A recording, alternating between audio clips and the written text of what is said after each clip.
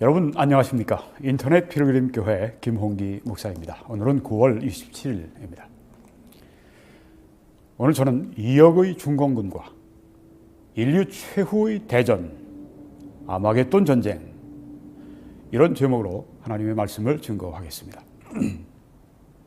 중공군이 2억이나 된다고요? 네. 그렇게 중국이 얘기한 적이 벌써 한 50년 전이 됩니다. 한 60년 전이 됩니다. 성경도 2만 2억을 말씀합니다. 그래서 2억이라고 하는 여기 숫자를 제시한 것입니다. 추정이 아니라 그런 사실 근거로 말씀드렸습니다. 2억의 중공군과 인류 최후의 대전인 아마겟돈 전쟁, 이런 주제로 오늘 말씀을 전하겠습니다. 아마 지난 세기, 20세기에 가장 놀라운 발견은 아시아의 부상일 것입니다. 미국은 21세기, 20세기를 미국의 세기, 아메리칸 센츄리라고 그렇게 사람들이 말을 합니다. 미국의 그런 부상은 이미 예견돼 있었습니다. 그렇지만 20세기 후반에 아시아의 우리 한국을 포함해서 특별히 동아시아의 이런 중흥 혹은 부상은 예견하지 못했던 역사적 현상입니다. 한강의 기적, 그 중에 대표적인 것이고, 또 일본의 전후, 그 전에도 그렇고 전후 부흥이 또 대단합니다. 미국 다음으로 경제력을 소유할 수가 있었으니까요. 그런데 그거보다 더 큰 사건이라고 할 것 같으면 아마 중국의 부상일 것입니다. 중공의 부상일 것입니다. 왜냐하면 지금 미국 다음으로 경제력이 세계 2위인 것뿐 아니라 이 중공은 미국과 패권을 다투려고 하는 그런 위치까지 부상했기 때문에 그렇습니다. 중공의 급격한 부상. 먼저 이 중공에 대해서 말씀을 좀 드리겠습니다. 여러분이 중공 인구가 작년에 이 숫자가 14억이었습니다. 네. 세계 인구의 한 4명, 5명 중에 1명꼴로 중국 사람들이 차지하고 있다고 하는 것입니다. 여기 거리에 지금 쏟아져 나와 있는 사람들을 한번 보십시오. 네. 어마어마한 그런 그 인구를 가지고 있습니다. 그만큼 어마어마한 잠재력을 가지고 있는 것이죠. 또 이미 7세기에서 12세기 그 사이에 종이를 발명했고요. 나침반을 발명했고요. 화약을 발명했고요. 가동 활자를 또 그렇게 발명을 했습니다. 우수한 민족이라고 하는 것을 여기서 우리가 또 읽을 수가 있습니다. 요사이 미국과 이 무역 전쟁을 하고 있어서 저게 어떻게 될까? 저게 망하지 않을까?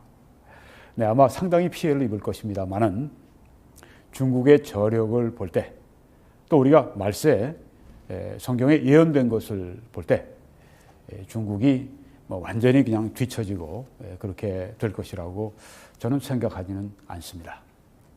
타격은 심하게 입겠지만은 중국은 우리가 우수한 민족이라고 그렇게 말을 해야 할 것입니다. 이때 서양보다 앞서 있었고 세계에서 제일 문명의 꽃을 피웠던 데가 바로 이 중국이었기 때문입니다.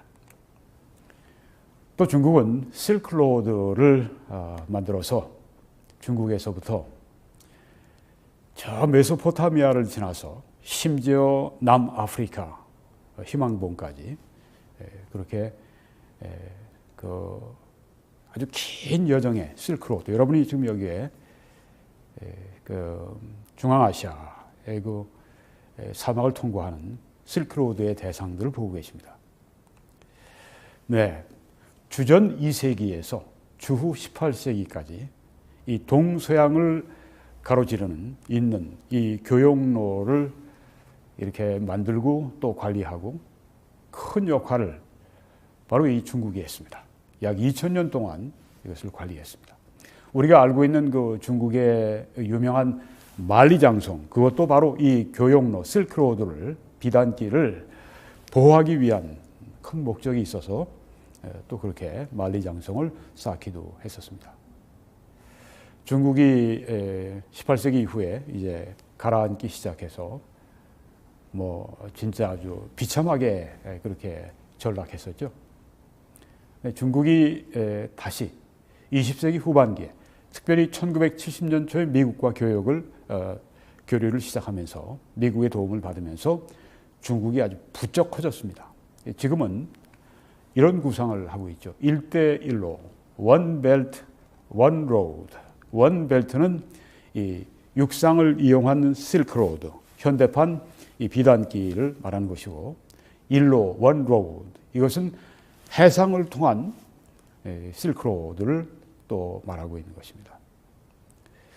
지금 여러분이 보시는 저 붉은 서해중공, 왜 그 파란 색깔을 칠한 그곳 지역은 다 이 1대1로에 속하는 그런 지역입니다. 전 세계 인구의 무려 63%를 포함하고 있고, 또 전 세계 GDP의 약 29%를 포함하고 있습니다. 중국은 지금 이런 아주 야심찬 21세기에 새로운 실크로드를 지금 구상을 하고 있습니다. 이건 중국 중심의 세계적인 무역 네트워크를 조성해서 궁극적으로 세계 패권을 추구하는 것입니다. 세계를 지배하려고 하는 중국의 야욕이 여기 보인다고 하는 것이죠. 그래서 미국이 여기에 제동을 걸고 나선 것입니다. 2013년 10월에 시진핑이가 인도네시아나 이런 이런 그 동남아시아를 여행하는 가운데 그 구상을 밝혔고, 앞으로 2049년에 완성을 목표로 한답니다. 그때는 중공 100주년 설립 기념이 되기 때문에 2049년에 완성을 목표합니다. 그래서 뭐 저개발 국가들, 아프리카나 뭐 이런데, 저기 지금 보면 아프리카의 뭐 대부분의 나라들을 지금 여기에 포함시켰는데, 그 나라들의 그런 이런 기반 시설들을 조성해주고, 그렇게 하면서 이제 실크로드를 완성해 나가는 그런 과정에서 빚을 못 갚는 나라들에 대해서는 아주 약탈적인 그런 방법으로 그들의 경제를 수탈하는 그런 수탈자로서의 모습을 또 보이고 있습니다. 중국이 이만큼 지금 몸집이 거대해졌습니다. 세계 제2위의 경제 규모인 것은 우리가 잘 알고 있습니다. 세계에서 가장 빠른 경제 성장을 지금 하고 있습니다. 연 10% 이상입니다. 그리고 세계에서 가장 오염된 16개 도시가 또 이 중국에 있습니다. 그만큼 지금 생산하고 발전하느라고 이렇게 도시를 오염시키고 있다고 하는 걸 증거하는 것이죠. 또 등록된 셀폰만 16억 개가 된다고 하는 것입니다. 인구수가 14억인데 인구수보다 더 많아요. 16억 개. 이것은 그 전문가들의 예측을 벗어나서 아주 굉장히 빠르게 이렇게 그 셀폰의 숫자가 증가한 것입니다. 16억 개. 차량도 작년에 2019년에 2억 7천만 대에 이르렀습니다. 미국은 그때 2억 7,400만 대니까 아마 이번에나 다음 해쯤 미국의 차량 수를 앞서지 않을까, 그렇게 추정이 되기도 합니다.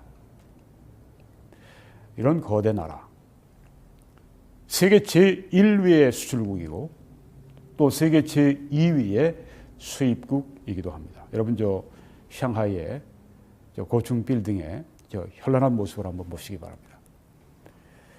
전 세계의 부 가운데 17.7%를 이 중국이 가지고 있다고 하는 것입니다. 그리고 은행 부문에 있어서는 세계 최대라고 합니다.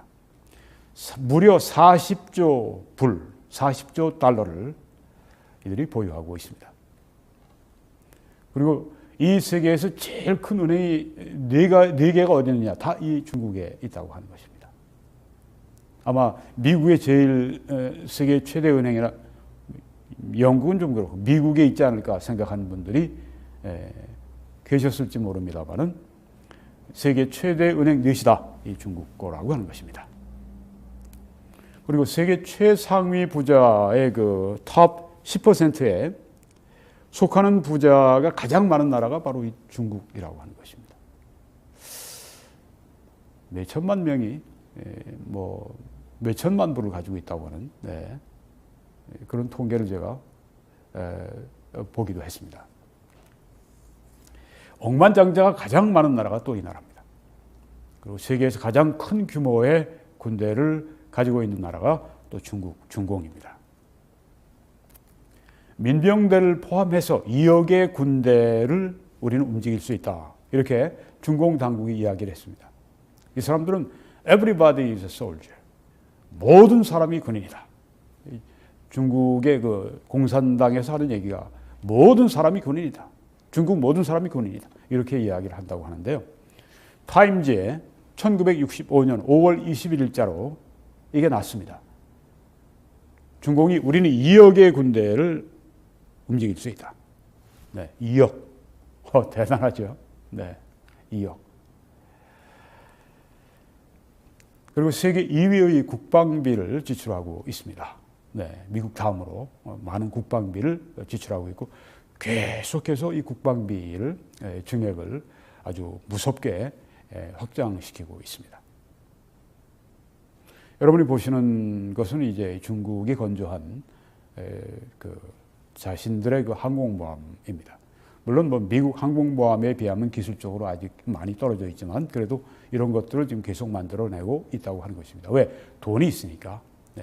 돈이 있어야 이 국방비를 댈 수 있는데 돈이 있으니까 이렇게 국방에 막 갖다가 쏟아붓는다고 하는 것입니다. 세계에서 가장 높은 건물들을 또한 소유하고 있는 것이 바로 여기 중국입니다. 미국이 아니라 바로 여기 중국이라고 하는 것입니다. 또 세계에서 가장 큰 고속철, 이 네트워크를 가지고 있는 것이 중국입니다. 뭐 지금 이 중국이 그 해안 지방에서 저 내륙까지 고속철이 다 깔려 있죠. 또 세계 최대의 대륙 횡단 공공시설 이런 프로젝트를 가동하고 있습니다. 이제 뭐 세계 다 최대급으로 지금 되고 있습니다. 뭐 인구가 워낙 많으니까 저력이 있으니까 이렇게 나오는 것이죠. 자, 이런 거대한 중국이 인류의 종말에 한 역할을 담당한다고 하는 것은 뭐 자연스럽게 우리가 생각할 수가 있는 것이죠. 2007년 1월 타임즈에 이런 기사가 실렸습니다. 중국은 세계 최강의 국가를 목표로 한다. 미국 제치고 세계 최강의 국가가 되는 것을 목표로 하고 있다. 과거에 아까 그 발명품들을 말씀드렸는데 뭐 화약, 종이, 뭐 등등 나침반 등등 그 과거의 그 영광, 그 중화의 영광 그것을 재현하려고 하는 야망으로 아주 충만해 있는 시점이 바로 이 오늘날의 중국이라고 하는 것입니다. 저 건물들을 한번 보십시오. 미국 뺨칠 정도로 그렇게 오히려 미국을 경쟁 상대로 삼아 그 이상으로 훨씬 더 발전하려고 하는 그런 아주 꿈틀거리는 야망을 우리가 이들에게서 읽을 수가 있습니다. 그러니까 아주 싹을 이때 잘라버리자 하고 지금 미국이 트럼프 대통령을 중심으로 해서 무역 전쟁으로 아주 그냥 그 사정없이 지금 그 스트레이트를 매기고 있는 것이죠. 그렇지만 워낙 이 중국이 14억이라고 하는 인구가 받쳐주고 있기 때문에 쉽사리 그렇게 KO 다운당할 그런 나라는 아니라고 생각이 됩니다. 그리고 중국은 세계 이렇게 생산을 많이 하니까 세계의 생산 공장이 이 중국이 돼 있으니까 오일을 굉장히 소비를 많이 합니다. 세계 2위의 오일 소비 대국입니다. 아마 조금 더 지나면 이제 미국을 또 제치게 되지 않을까 싶습니다. 미국은 한 17쯤 되면 지금 한 13, 14쯤 지금 올라와 있어요. 전 세계를 상대로 해서 오일 로비를 합니다. 왜? 오일을 이제 많이 쓰니까 오일을 많이 가져와야 되니까 그 전 세계에서 어디든지 오일이 많은 국가들을 특별히 상대로 해서 이렇게 로비를 하고 그렇게 해서 오일을 계속 자기들이 수입할 수 있도록 그렇게 합니다. 중국은 전 세계에서 오일 보장, 오일 보유에 있어서는 14위에 속합니다. 네, 중국이 이제 뽑아낼 수 있는 오일 매장량이죠. 그것은 한 14위 정도로 그렇게 보고 있습니다. 특별히 그 전 세계에서 제일 석유 매장량이 많은 이 베네수엘라를 아주 집중적으로 상대하고 있죠. 그리고 사우디아라비아, 그리고 이란, 네, 이런 아주 그 오일 국가들을 상대로 해서 뭐 여러 가지로 다양하게 그렇게 로비를 합니다. 그 중에 하나가 이제 이란의 이 첨단, 아주 최첨단 미사일을 판매합니다. 여러분이 지금 중국의 그런 그 미사일들을 보고 계십니다. 이것을 이란에 판매합니다. 최첨단 미사일인데 이란에 판매합니다. 그건 판매하는 건 기술까지 판매하는 거죠. 네, 그 안에 다 들어있으니까. 이란은 또 그것을 테러 단체인 헤즈볼라에 제공을 합니다. 전에 그 레바논 전쟁이 있을 때 이 이스라엘의 이 군함이 여기 지금 중국 미사일이 이란으로 흘러 들어왔고 이란에서 이제 헤즈볼라로 갔는데 그 헤즈볼라가 가지고 쏴서 이스라엘의 전함이 크게 파괴되고 그런 경우가 있었습니다. 이 중공은 38%의 오일, 그들이 쓰는 오일 중에 38%를 중동에서 수입해 오는 것입니다. 그러니까 중동은 이 중국에게 있어서 아주 굉장히 중요한, 어떤 면에서는 그 나라의 발전을 위해서는 생명선과 같은 것이 이 중동이라고 하는 것입니다. 그러니까 중동에 대해서 아주 관심을 많이 가지고 있고 거기에 많은 공을 들이고 있고, 그래서 이 중동에서 오는 오일 길이 막히지 않도록 그렇게 아주 저들이 진짜 눈에 불 켜고 그렇게 외교를 하고 있는 것이죠. 여러분, 이와 같은 이 중국의 놀라운 급격한 이 부상, 이것은 성경의 이 말씀, 예언과 일치한다고 하는 것입니다. 성경에 보면 종말에 세계가 4대 진영으로 이렇게 구축이 된다고 하는 것을 보여줍니다. 네. 왼쪽부터 볼까요? 네. 유럽, 지금 이제 유럽 연합이 되겠죠. Revived Roman Empire, 부활된 로마 제국입니다. 앞으로 적그리스도가 이 유럽 연합을 장악하고 그다음 그 바탕으로 해서 이제 전 세계를 독재하게 되는데, 네. 유럽권 그리고 아랍권, 네, 아랍권도 지난 20세기의 초에는 완전히 황량한 모래벌판이었습니다. 그러다가 석유가 그렇게 발견되고 나기 시작하면서 아랍이 크게 역사적으로 부상하게 되었죠. 네. 그 아랍이 그래서 그 오일 머니 때문에 아주 부자들이죠. 네. 그만큼 또 금력이 또 그들의 힘이 되는 것이죠. 그리고 저 북쪽으로 러시아, 그리고 동쪽으로 중국, 이렇게 유럽, 아랍, 러시아, 중국, 이스라엘을 중심으로 해서 동서남북입니다. 동은 중국이고 이스라엘의 남쪽은 아랍이고 이스라엘의 왼쪽은 유럽이고 또 북쪽은 이스라엘의 북쪽은 러시아입니다. 이 성경은 종말에 이렇게 세계의 4대 열강 진영이 구축이 될 것을 보여주고 있습니다. 미국은 어디 갔느냐? 미국은 아마 굉장히 고립주의에 빠져 있던가 아니면 그때 굉장히 영향력을 잃었던가 그렇게 됐을지 모릅니다. 네, 미국은 앞으로 지금은 그래도 트럼프 대통령이 집권하는 동안에는 그 와스프라고 그러죠. 네. 이 화이트, 앵글로색슨, 프로테스탄트, 앵글로색슨, 이 백인 또 이 개신교인들, 그동안 미국을 이끌어왔던 주요 세력인데 많이 약화되었는데 지금 이 트럼프 대통령과 함께 아직 나머지 세를 지금 과시하고 있습니다. 근데 이제 트럼프 대통령이 늘 그 자리에 있는 건 아니니까요. 또 늘 그렇게 와스프에게 유리하도록 그렇게 진전이 되지가 않죠. 그리고 앞으로 이제 인구 지형이 바뀝니다. 2040년인가? 그렇게 되면은 백인이 이제는 소수가 되어버립니다. 한때는 90%, 80%, 70%, 지금은 60%. 앞으로는 이제 그것도 바뀌게 되면 인구가 바뀌면서 이 정치 지형이 또 바뀌게 되죠. 그래서 미국의 앞날은 이 성경에 그렇게 여기 지금 4대 진영과 같이 포함되어 있지 않습니다. 그리고 인류 종말에 중공이 중동으로 침공을 하게 됩니다. 그래서 이제 이 유럽 연합의 전 세계의 지배자가 된 이 적그리스도와 이제 더불어 싸움을 하게 되는 그것을 이 성경에서 우리가 볼 수가 있습니다. 오늘 거기에 대해서 말씀드리는 것입니다. 요한계시록 16장에 보니까 또 6째 천사가 그 대접을 큰 강 유브라데에 쏟음에, 성경에 3가지 이 종류의 심판이 나오죠. 계시록에 나팔의 심판이 있습니다. 그리고 인의 심판이 있습니다. 그리고 여기 대접의 심판이 있습니다. 이 대접의 심판이 제일 마지막 3번째고, 그리고 이것이 제일 무서운 심판인데, 6째 대접. 이것을 이제 큰 강 유브라데의 소돔에 강물이 말라서 동방에서 오는 왕들의 길이 예비되었더라.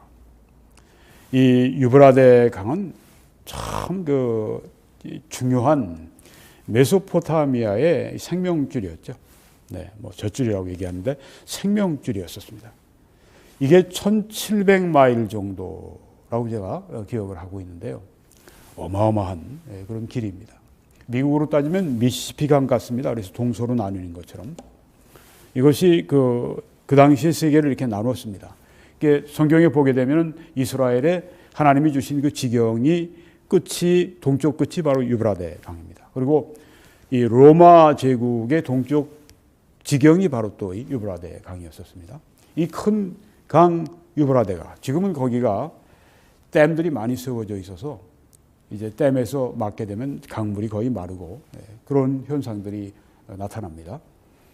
근데 이 큰 강 유브라데가 마른다고 했습니다. 강물이 말라버리면 그때 동방에서 오는 왕들의 길이 예비되었더라.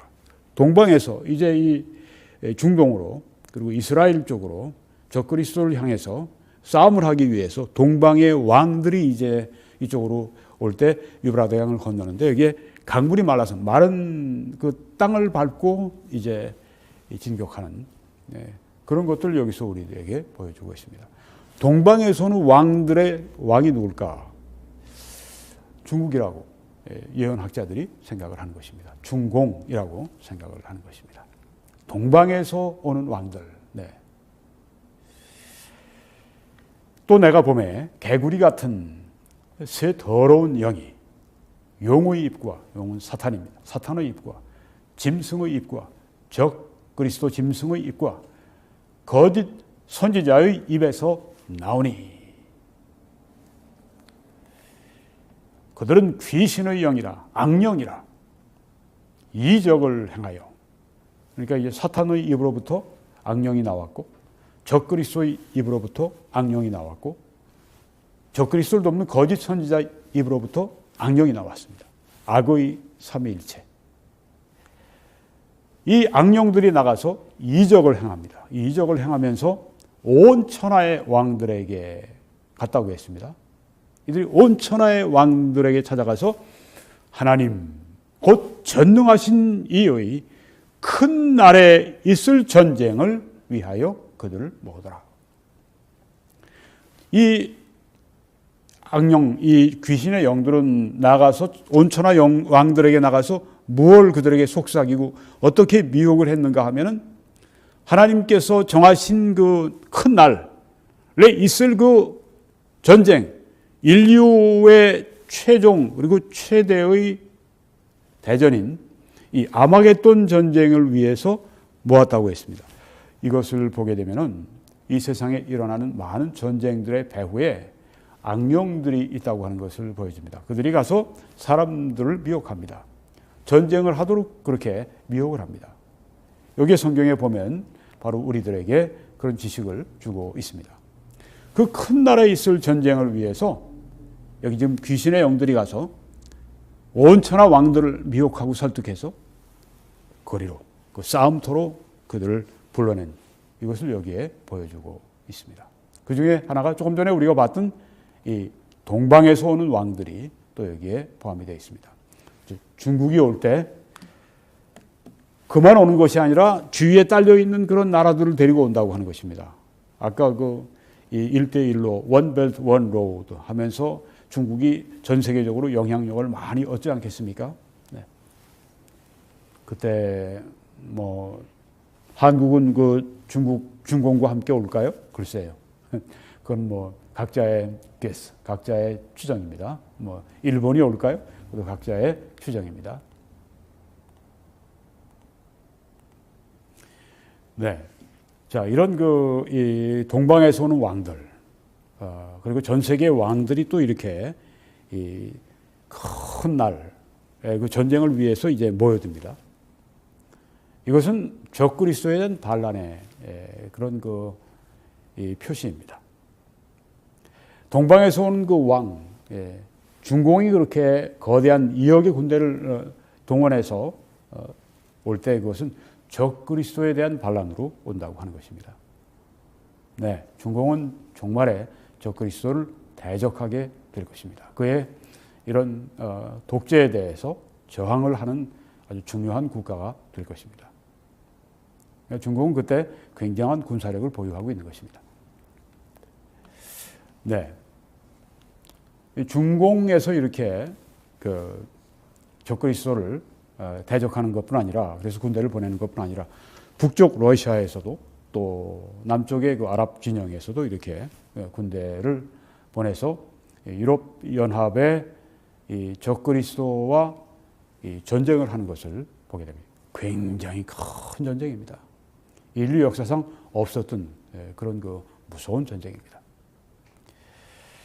다니엘서 11장에서 그걸 보여주고 있습니다. 40절에 마지막 때 남방 왕이 그와 힘을 겨룰 것이나, 아랍 진영이 그와 적그리스도와 이제 싸움을 하는데 반란을 일으키는 것입니다. 적그리스도의 세계 독재에 대해서 이제 아주 노골적으로 반란을 하는 것입니다.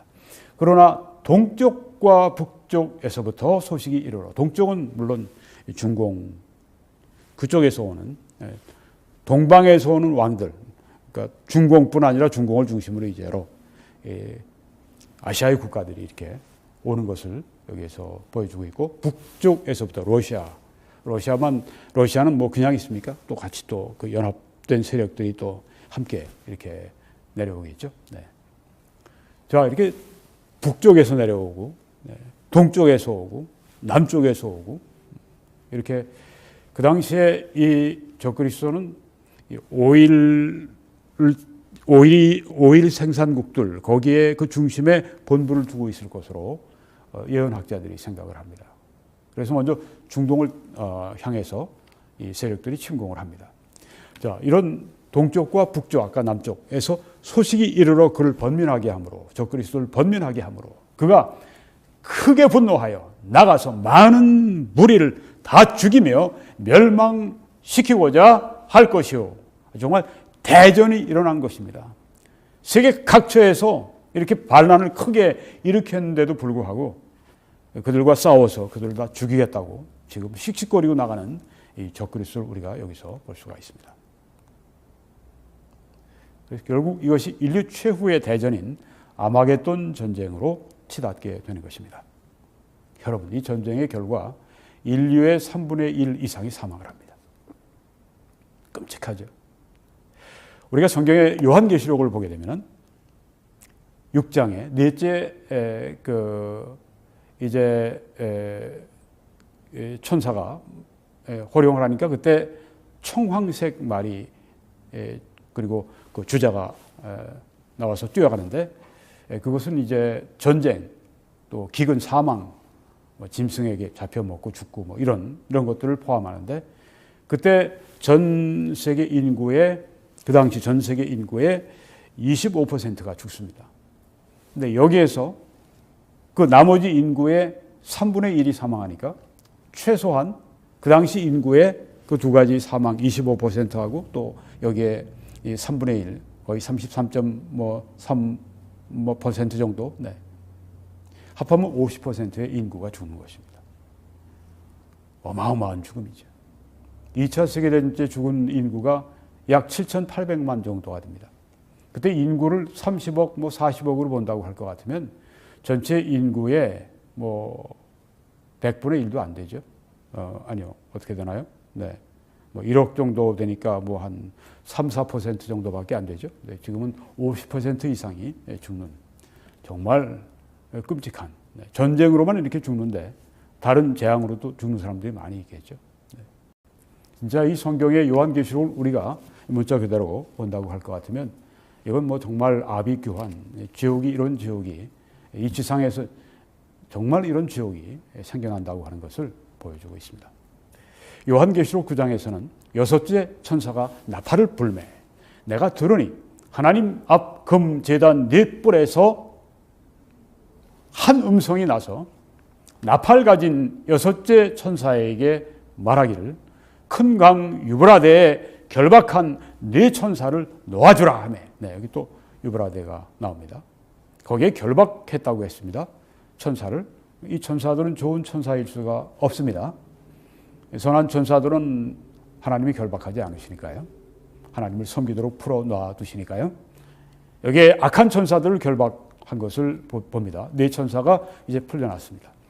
네 천사가 놓였으니 풀렸으니 그들은 그 년, 월, 일, 시에 이르러 꼭 정한 시각에 이르러서 사람 3분의 1을 죽이기로 준비된 자들이더라.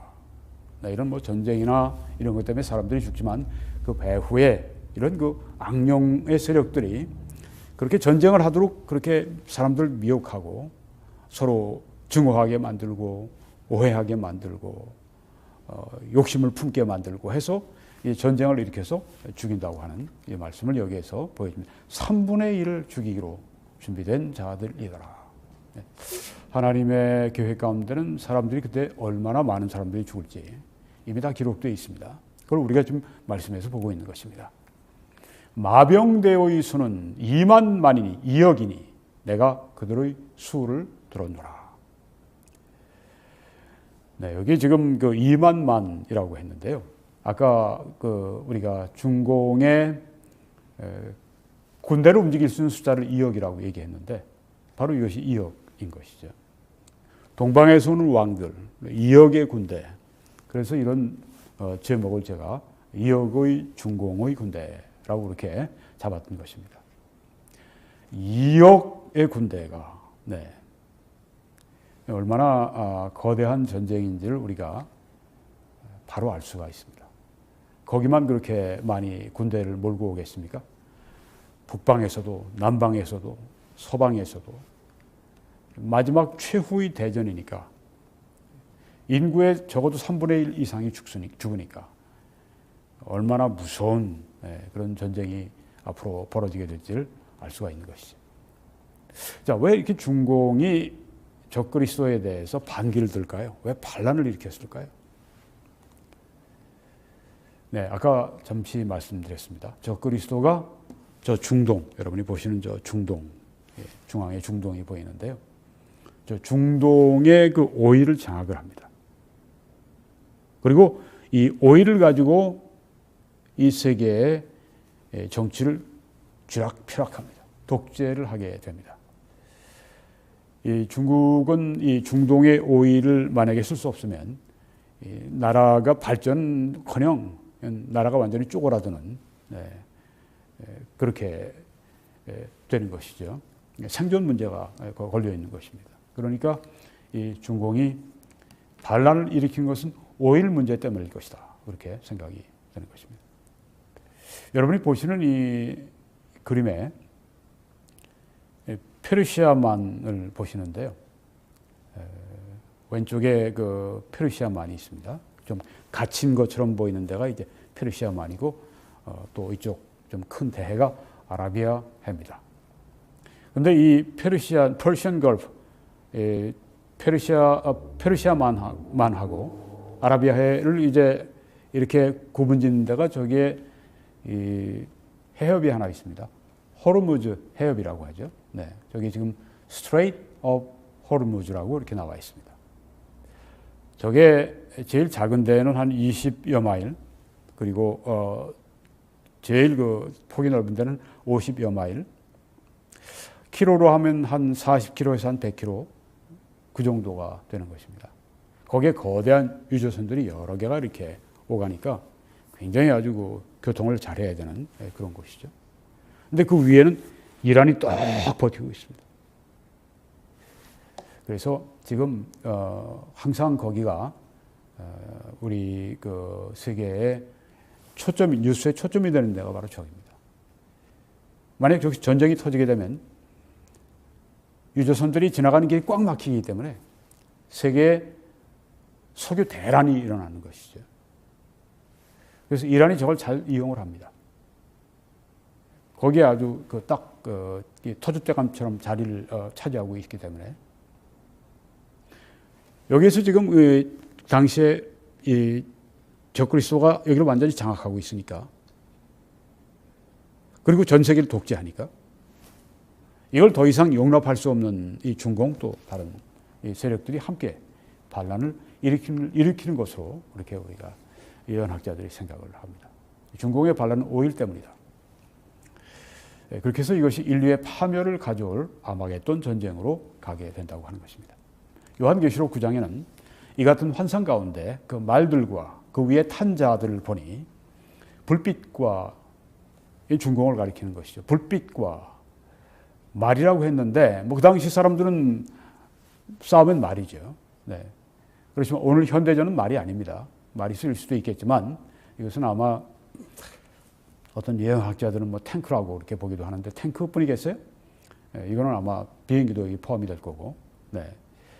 그 말들과 그 위에 탄 자들을 보니 불빛과 자줏빛과 유황빛 호심경이 있고, 또 말들의 머리는 사자 머리 같고 그것들의 입에서는 불과 연기와 유황이 나오더라. 네. 탱크에서 이 포를 쏠 때, 또 미사일을 발사할 때, 또 뭐 이 하늘에서 공중에서 이제 비행기에서 또 발사할 때, 또 혹은 뭐 이 바다에서 함정에서 이 미사일을 발사할 때, 뭐 등등 뭐 이런 것들이 여기 그려지고 있는 게 아닌가 생각을 합니다.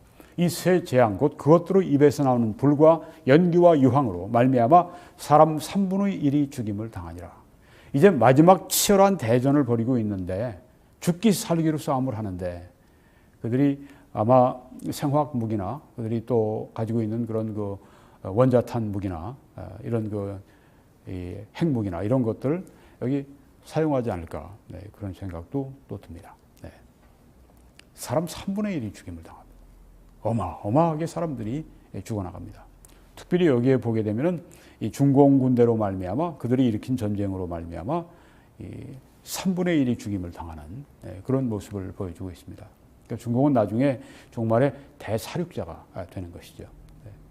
나치가 유대인 600만을 학살한 것은 저건 뭐 아주 초등학생 수준, 진짜 아주 인류의 그 당시 인류의 3분의 1을 죽이는 그런 대살육이 여기에서 일어나게 됩니다. 아주 처참한 그런 그 미래를 여기서 보여주고 있습니다. 이때 예수 그리스도께서 재림하심으로 이 전쟁을 종식시키십니다. 요한계시록 19장에는 또 내가 보매 그 짐승과 땅의 임금들과 그들의 군대들이 모여서 자 서로 막 싸움을 그 무섭게 인구의 적어도 3분의 1 이상이 죽어가면서 싸움을 벌이는 그때 여기 예수님이 재림을 하시는데 그 말탄 자와 예수 그리스도와 거의 예수님의 군대와 더불어 전쟁을 일으킨다고 했습니다. 서로 싸우다가 나타나시는 그 재림하신 예수님을 보고 이제는 다 예수님을 향해서 이제 싸움을 하게 되는 그런 모습을 여기에서 우리에게 보여주고 있습니다. 네. 예수님이 적이 아닌데 예수님을 적으로 알고 예수님과 대적해 싸우니 살아남겠습니까? 짐승이 잡혔습니다. 적그리스도가 잡혔습니다. 그리스도가 잡으셨습니다. 그 앞에서 표적을 행하던 거짓 선지자도 함께 잡혔습니다. 잡아버렸습니다. 이는 짐승의 표를 받고 거의 우상에게 경배하던 자들을 표적으로 미혹하던 자라. 이 거짓 선지자가 그런 자라고 하는 거죠. 네. 자, 이 짐승 거짓 적그리스도와 거짓 선지자가 둘이 산채로 유황불 붙는 못에 던져지는 그런 것을 여기에서 말씀하고 있습니다. 아주 통쾌한 최후를 여기서 보여주고 있습니다. 그리고 그 나머지는 말탄 자의 입으로부터 나오는 검의 죽음에 예수 그리스도의 말씀으로 말미암아 모든 그들이 다 죽었습니다. 다 죽고 거기 있던 모든 그 싸우던 그 모든 그 군대들 그리스도를 향해서 막 싸움을 벌이던 뭐 예수 그리스도께서 오실 때 가지고 있던 뭐 미사일이니 뭐니 그냥 막 날리고 막 난리가 나고 그랬겠죠. 주님의 입으로부터 나오는 그 검, 그것이 뭐 어떤 실제적인 검인지 혹은 그 말씀으로 하신 것인지 뭐 어떤 것으로 하든 죽음에 다 죽어버렸어요. 다 죽어버렸어요.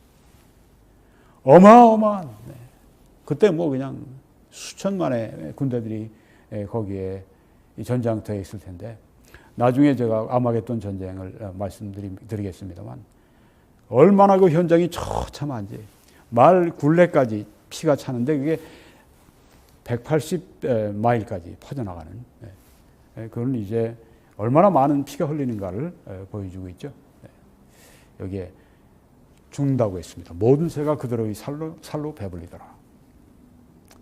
이런 장례가 기다리고 있습니다. 이런 처참한 종말과 비극 그 이후에 그리스도가 이 땅에 오셔서 천년 왕국을 시작하시게 됩니다. 천년 동안의 평화의 왕국,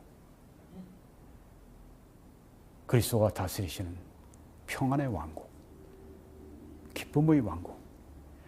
그때는 성도들이 함께 예수님과 재림할 때 함께 참여해서 와서 여기에서 천년 왕국에서 왕노릇하게 되는, 특별히 이스라엘이 여기에 아주 최고의 전성기 중에 전성기를 맞이하는 그런 때가 될 것입니다. 그리고 천년 왕국이 끝나면 또 한 번 아주 무서운 일이 있죠. 불신자들이 최후 심판을 여기에서 받게 됩니다. 그리고 새 하늘, 새 땅이, 새 예루살렘이 나타나게 됩니다. 여기서 성도들은 살게 될 것입니다. 그래서 성경은 베드로후서에서 그러나 주의 날이 도둑같이 오르니 예기치 않을 때 옵니다. 그날에는 하늘이 큰 소리로 떠나가고 아주 큰 굉음을 울리면서 하늘이 떠나가고 물질이 뜨거운 불에 풀어지고 땅과 그 중에 있는 모든 일이 드러날 것이라. 이 모든 것이 이렇게 풀어지리니 너희가 어떠한 사람이 돼야 마땅하냐? 거룩한 행실과 경건함으로 하나님의 날이 임하기를 바라보고 간절히 사모하라. 그날에 하늘이 불에 타서 풀어지고 물질이 뜨거운 불에 녹아지려니와 우리는 그의 약속대로 의가 있는 곳인 새 하늘과 새 땅을 바라보도다.